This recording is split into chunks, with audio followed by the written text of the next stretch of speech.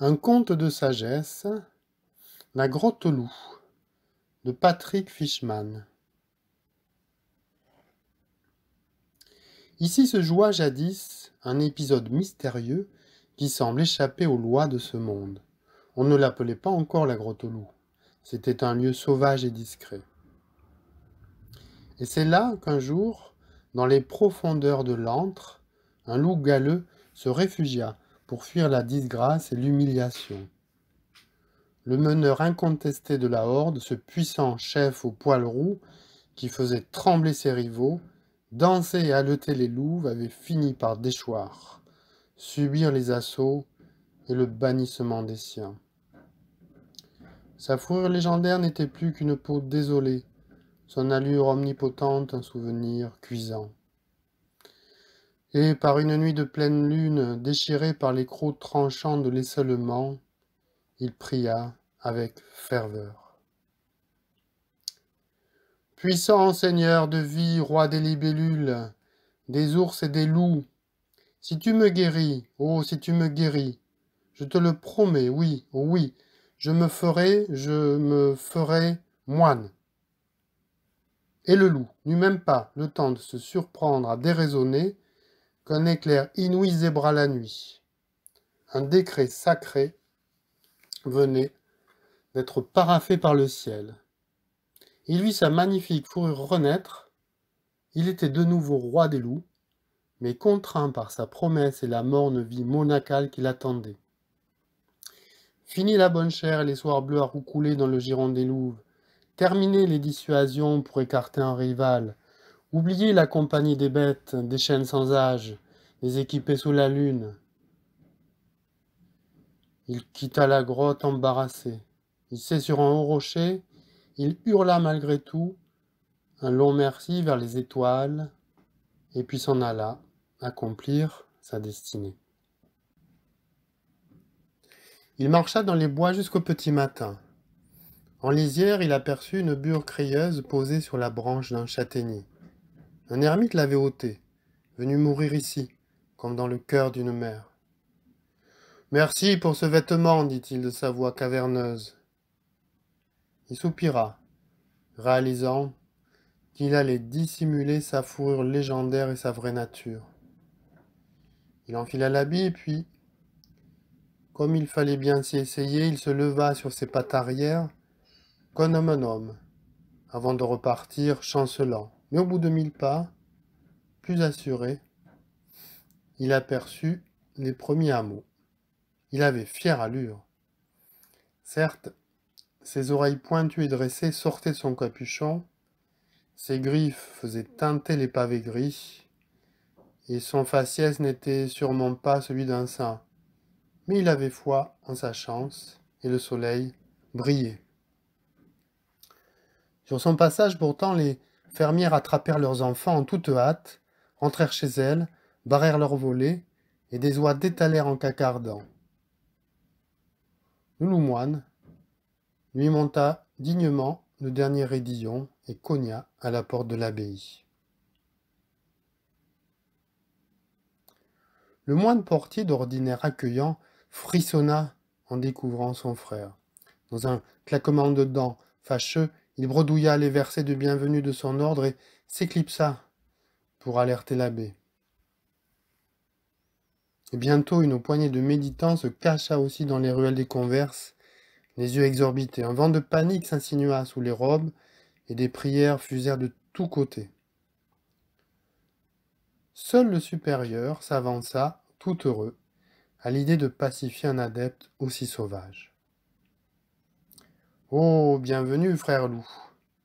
Dieu soit loué, vous devez être affamé. » Le loup rêvait de marcassins, de lièvres, mais on lui servit des carottes au réfectoire.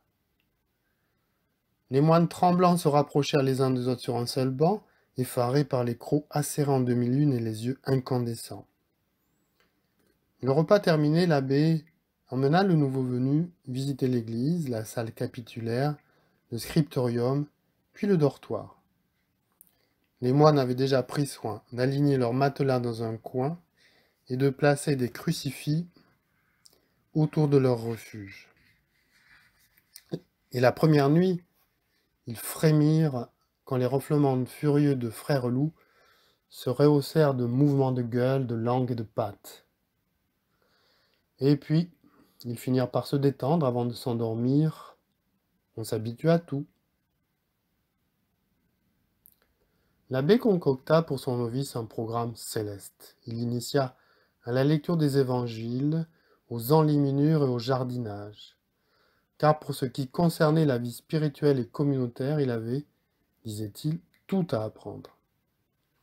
Loup se leva aux aurores et récita des prières, il se tint à genoux, jeûna, feignit de croire que le Créateur de la nature était assez humain pour exiger de ses ouailles une vision aussi dépourvue d'humus, de sources claires et de grands orages.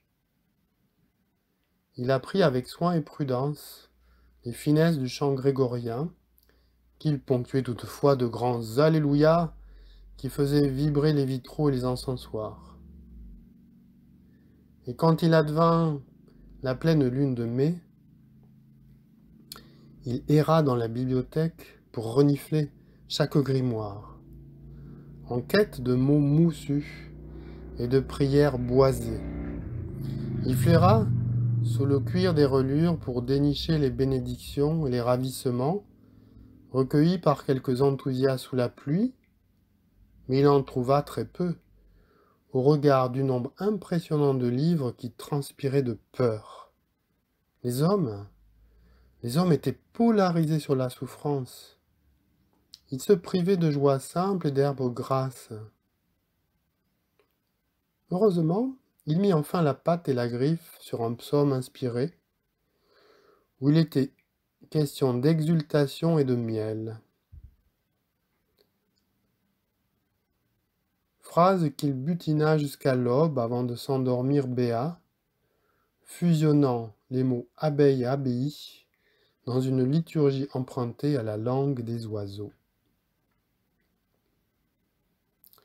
Et le temps passa, le poil roux du loup luisait sous sa bure épaisse, son regard perçait les illusions qui persistaient dans les chapelles. Le pèlerin naviguait dans un curieux mélange de paix silencieuse et de grands foisonnements. Un matin, sortant de la sacristie pour aller dans le cloître, il sentit une belle odeur de serpolet. La brise portait aussi 1000 signatures de fleurs, de cônes et de bruyères. Il débusqua, avec ivresse, le parfum des louves, la sève des pins, la trace d'un lapin à chair tendre. Et il comprit que le puissant seigneur de vie, le roi des libellules, des ours et des loups, attendait maintenant qu'il court vers lui. En effet, le décret touchait à sa fin. Il ôta sa bure, la plia soigneusement, la déposa sur le muret du jardin, et sauta le mur d'enceinte, et partit en galopant sur ses 4 pattes.